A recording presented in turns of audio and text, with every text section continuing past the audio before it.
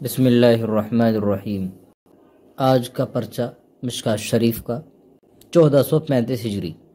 سوال نمبر 1، عن ابی موسیٰ الاشعری رضی اللہ عنہ قال قال رسول اللہ صلی اللہ علیہ وسلم ثلاثۃ لهم اجران، رجل من اہل الکتاب آمن بنبیہ وآمن بمحمد والعبد المملوک اذا ادى حق اللہ وحق موالیہ، ورجل كانت عنده أمة يطؤها فأدبها فأحسن تأديبها وعلمها فأحسن تعليمها ثم أعتقها فتزوجها فله أجران۔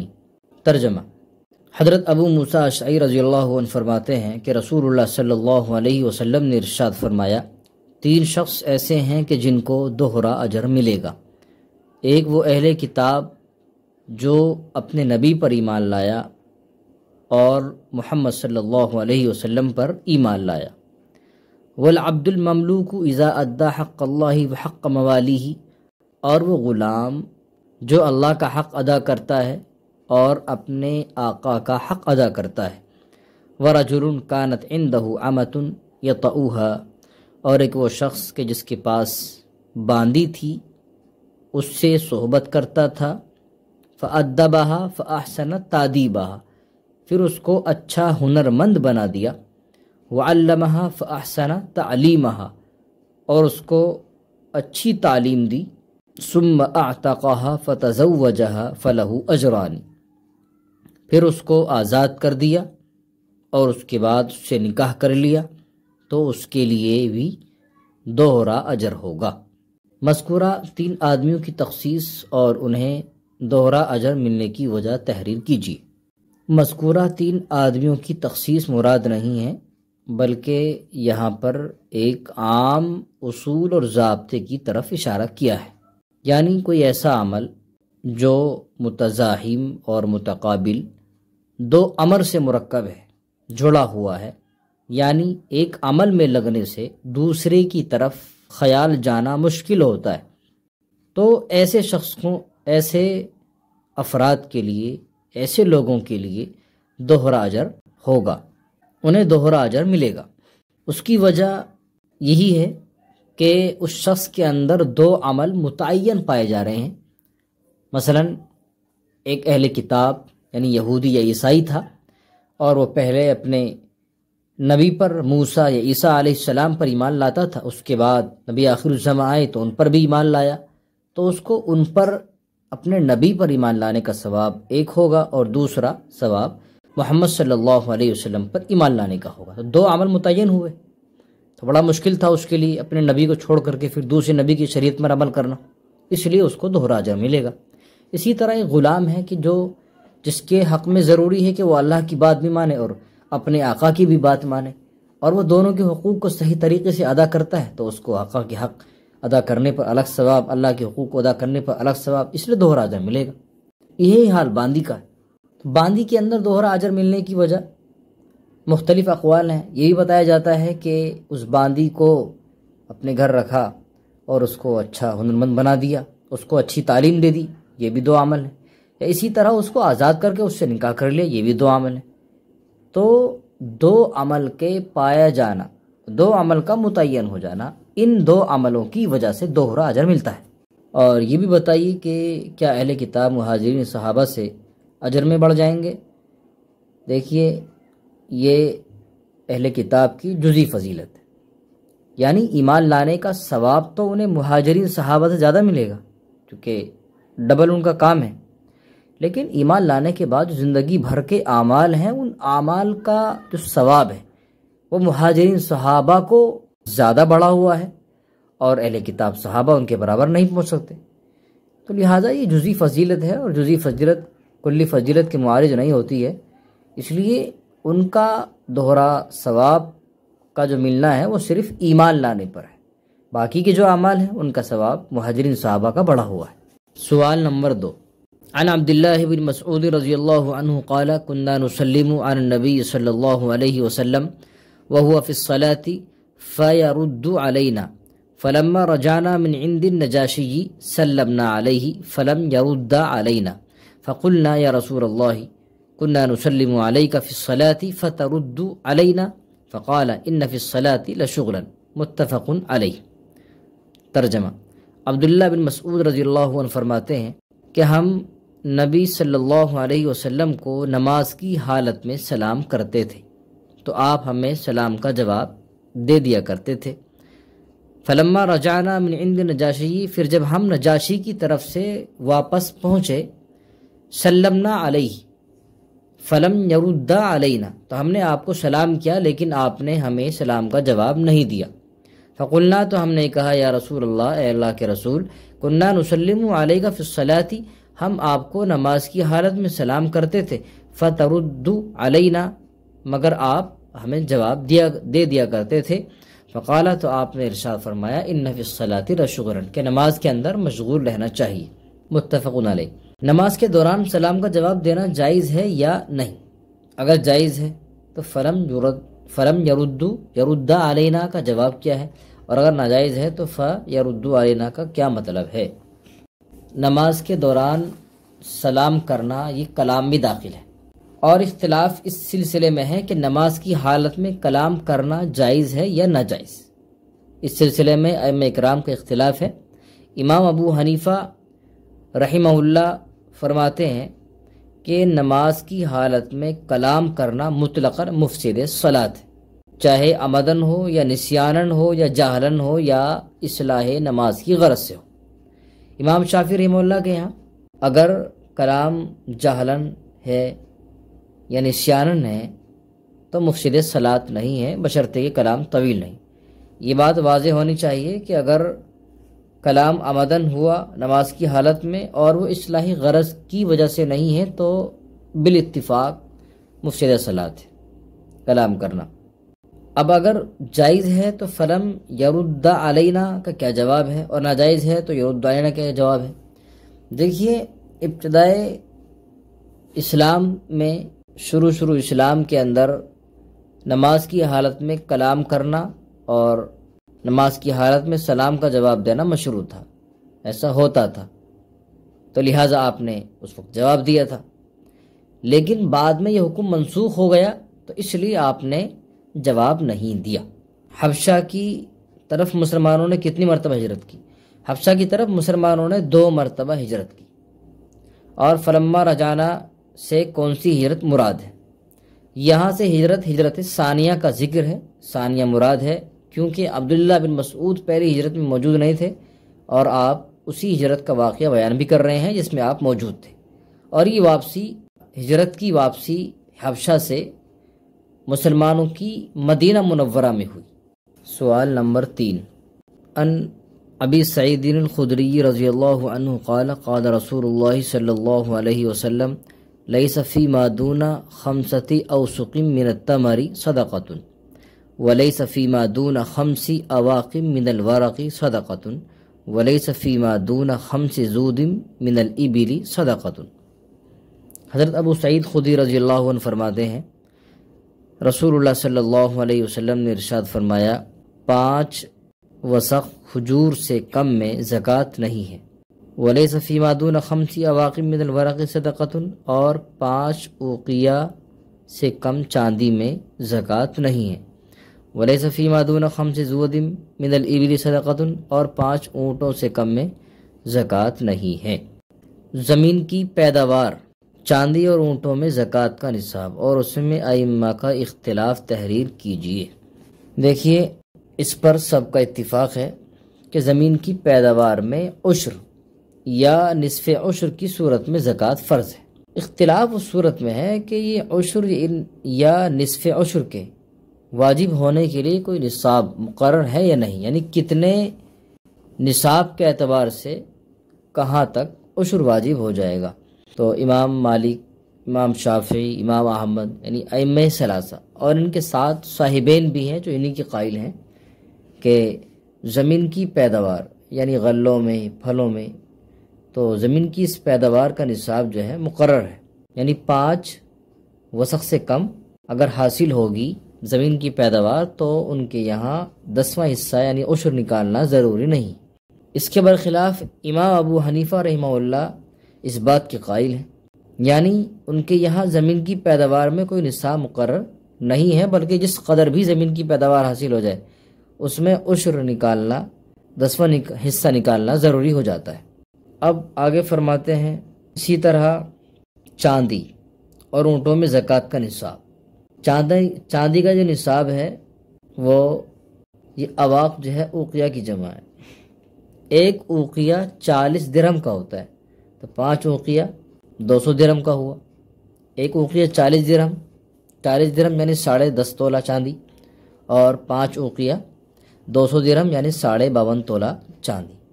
تو اس میں تو سبھی کا اتفاق ہے کہ 5 اوقیہ یعنی 40 درہم، 5 اوقیہ، جو کسی کے پاس اگر چاندی 200 درہم موجود ہو تو 200 درہم کے اندر نصاب مکمل ہو جاتا ہے، اور اس 200 درہم اس کے اندر یعنی 52.5 تولہ چاندی اور اس پر مکمل سال گزر جائے تو اس میں 5 درہم کا نکالنا واجب ہو جاتا ہے۔ تو اس میں سبھی کا اتفاق ہے۔ اونٹ کا نصاب، اونٹ میں زکوٰۃ کا جو نصاب مقرر کیا ہے وہ 5 یعنی 5 اونٹوں سے کم میں زکوٰۃ واجب نہیں۔ مظاہر حق میں بھی اس کی تفصیل ہے اور دیگر فقہ کی کتابوں میں اس کی تفصیل ہے، یعنی 5 سے لے کر کے 9 تک میں 1 بکری، 10 سے 14 تک 2 بکریاں، اسی طرح 15 سے 19 تک 3 بکریاں، اور آگے 20 سے 24 تک 4 بکریاں، یعنی 5 سے لے کر کے 24 تک کا جو حساب بیٹھ رہا ہے وہ یہی ہوا کہ ہر 5 میں 1 بکری آئی، 4 بکریاں 24 تک۔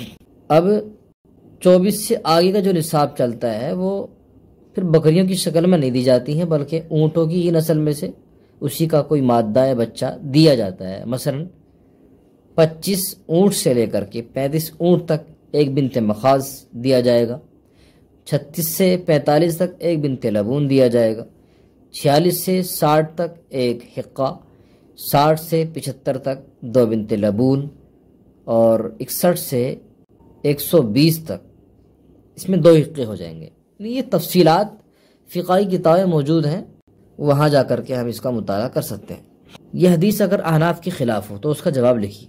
دیکھیے یہ حدیث، مذکور حدیث جو ہے احناف کے خلاف ہے، کیونکہ حضرت امام ابو حنیفہ رحمہ اللہ تو اس بات کے قائل ہیں کہ زمین کی پیداوار بھی جس قدر حاصل ہو جائے اس کے اندر عشر واجب ہو جاتا ہے، اور حضرت امام ابو حنیفہ کی جو دلیل ہے وہ قرآنی آیتیں بھی ہیں اور احادیث نبویہ بھی ہے۔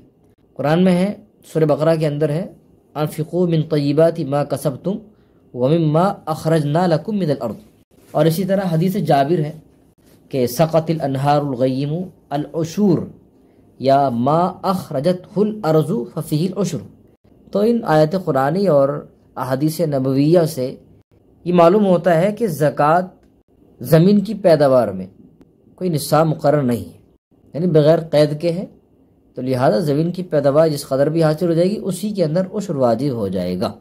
سوال نمبر 4، عن ابی ریحانۃ رضی اللہ عنہ قال نہى رسول اللہ صلی اللہ علیہ وسلم عن 10 عن الوشر والوشم والنتف وعن مکامعة الرجل الرجل بغیر شعار ومکامعة المرأة المرأة بغیر شعار وأن يجعل الرجل في أسفل ثيابه حريرا مثل الأعاجم أو يجعل على منكبيه حريرا مثل الأعاجم وعن النهبة وعن ركوب النمور ولبوس الخاتم إلا لذي سلطان۔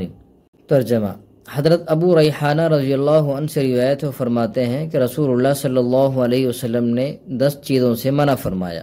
عن الوشری، دانتوں کو تیز کرنے سے، والوشمی، گدوانے سے اور گودنے سے، والنتفی، بال اکھاڑنے سے، وان مکامعات الرجل الرجل بغیر شعار، اور مرد کا مرد کے ساتھ سونے سے درمیان میں کپڑا حائل کیے بغیر، ومکامعات الرجل ومکامعات المرأة المرأة بغیر شعار، اور عورت کا عورت کے ساتھ سونے سے درمیان میں کپڑے کے حائل ہوئے بغیر، وَأَن يَجْعَلَ الرَّجُلُ فِي أَسْفَلِ ثِيَابِهِ حَرِيرًا مِثْلَ الْأَعَاجِمِ، اور اس بات سے منع فرمایا کہ آدمی اپنے کپڑے کے استر ریشم سے بنائے، اپنے کپڑے کے استر میں ریشم کو بنائے اجمیوں کی طرح.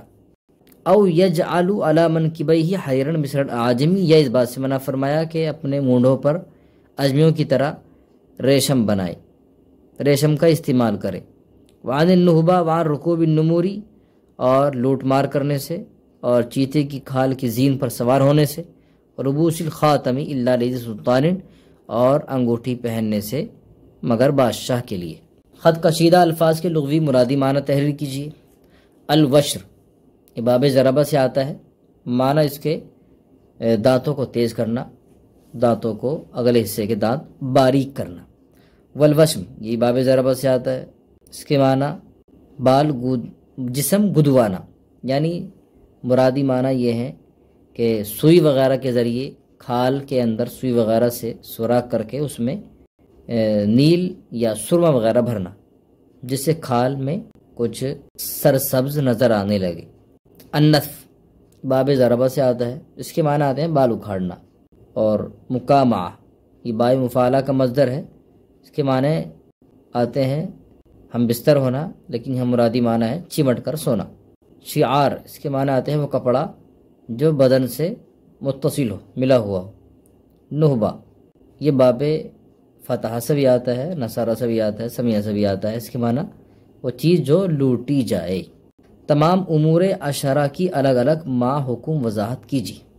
حکم تو سب کا ایک ہی ہے، یعنی ممانعت، 10 کی 10 باتوں کا حکم ممانعت کا ہے، یعنی منع کیا گیا ہے. پہلی چیز وشر.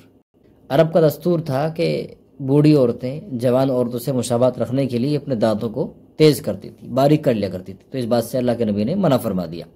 وشم یہ بھی ان کا دستور تھا، رواج تھا، عورتیں اپنی کھال کے اندر سوئی وغیرہ کے ذریعے سوراخ کر کے ان میں نیل یا سرما وغیرہ بھر دیا کرتی تھی، اس سے بھی اللہ کے نبی نے منع فرمایا. النتف بال اکھاڑنا، اس میں بھی یہ بھی رواج تھا کہ عورتیں اپنے چہرے سے بال اکھاڑتی تھیں یا پیشانی کے بال اکھاڑتی تھیں، یا مرد حضرات اپنے داڑھی کے بال یا بھوؤں کے سفید بال کو اکھاڑتے تھے، تو اس سے اللہ کے نبی نے منع فرما دیا.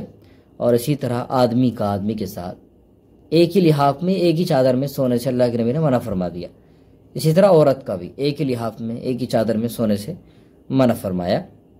اور یہ بھی منع فرمایا کہ آدمی اجمیوں کی طرح اپنے کپڑے پر وَأَن يَجْعَلَ الرَّجُلُ فِي أَسْفَلِ الثِّيَابِ حَيْرًا، اس کا مطلب تو یہی ہے کہ ریشم کا کپڑا پہننا مطلقاً ممنوع ہے، چاہے کپڑے کے اوپر ہو یا کپڑے کے اندر استر میں ہو، کسی بھی حالت میں ہو، ممانعت ہے. اسی طرح مونڈوں پر ریشمی لباس پہننا، یعنی بیل بوٹے وغیرہ کے اعتبار سے مونڈوں پر بھروانا ریشم کا، یہ بھی ممانعت ہے. مشرد اعاجم کا تو مطلب یہی ہے کہ آجمیوں کی طرح جو تکبر کی وجہ سے کام کرتے ہیں تو تم یہ کام مت کرو. عن النہبہ مسلمانوں کے مال کو لوٹنا، ان کی عزت و آبرو پر حملہ کرنا، غارت گری کرنا، ان باتوں سے اللہ کے نبی نے منع فرما دیا. وعن رکوب النمور چیتے کی کھال پر زین پر سوار ہونے سے، اس لیے کہ اس چیز سے انسان کے اندر دکھلاوا مقصود ہوتا ہے، تکبر مقصود ہوتا ہے، تو یہ بات صحیح نہیں ہے، اس لیے منع فرمایا. اسی طرح مہر والی انگوٹھی بادشاہ کو ہی پہننی چاہیے، بادشاہ کے علاوہ کسی کو نہیں پہننی چاہیے. البتہ ویسی مطلقاً انگوٹھی پہننا جائز ہے، اور بعض جگہ تو یہ بھی لکھا گیا کہ مکروہ ہے، مگر مکروہ تنزیہی ہے. سوال نمبر 5. عن انس رضی اللہ عنہ قال قال رسول اللہ صلی اللہ علیہ وسلم بین انا اسیر فی الجنت اذن انا بنہر حافتہ قباب الدر المجوف قلت ما هذا یا جبریل قال الکوثر الذی اعطاک ربک فاذا طینہ مسک اظفر. ترجمہ: حضرت انس رضی اللہ عنہ سے روایت ہے، فرماتے ہیں کہ رسول اللہ صلی اللہ علیہ وسلم نے ارشاد فرمایا کہ جس وقت میں جنت کی سیر کر رہا تھا تو اچانک اذن انا بنہر حافتہ قباب الدر المجوف، اچانک میرا گزر ایک ایسی نہر سے ہوا جس کی دونوں جانب موتیوں کے گنبد تھے. قلت میں نے عرض کیا ما ھذا یا جبرائیل، اے جبرائیل یہ کیا ہے؟ تو انہوں نے کہا الکوثر الذی اعطاک ربک، یہ وہ کوثر ہے جو آپ کے رب نے آپ کو عطا کیا ہے. فاذا طینہ مسک اظفر، تو کیا دیکھتا ہوں کہ اس کی مٹی مشک سے بھی زیادہ خوشبودار تھی. حوض کوثر سے پہلے جو ہے اس میں خط کشیدہ الفاظ لکھے گئے ہیں جو یہاں لکھا ہوا نہیں ہے اور رہ گیا تھا، تو پہلے خط کشیدہ الفاظ کی لغوی تحقیق کر لیتے ہیں۔ حافتا، یہ اضافت کی وجہ سے نون اس کا گر گیا ہے، حافتانی تھا، اس کا واحد حافت، معنی کنارہ جانب۔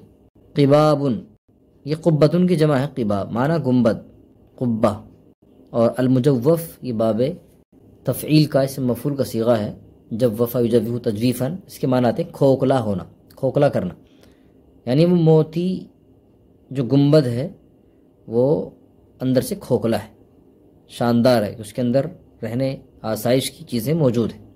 اظفر، اس کے معنی آتے ہیں انتہائی تیز مہکنے والی چیز۔ حوض کوثر کہاں ہے؟ جنت میں، جنت سے باہر، سوچ کر لکھی۔ امام قرطبی رحمہ اللہ نے حوض کوثر کے بارے میں بتایا کہ اللہ کے نبی صلی اللہ علیہ وسلم کے 2 حوض ہوں گے، ایک جنت میں ہوگا اور ایک جنت سے باہر پل صراط سے پہلے میدان محشر میں ہوگا، جہاں آپ کی امتیں آپ کے پاس آئیں گی پانی پینے کے لیے۔ دوسرے انبیاء کے لیے بھی حوض ہوں گے یا نہیں؟ اگر ہوں گے تو کہاں ہوں گے؟ جی، تمام اور دیگر انبیاء کے بھی حوض ہوں گے، اپنے اپنے حوض، ہر نبی اپنے اپنے حوض پر بیٹھا ہوا ہوگا اور ان کی امتیں ان کے پاس آئیں گی، وہ بھی میدان محشر میں ہی ہوں گے۔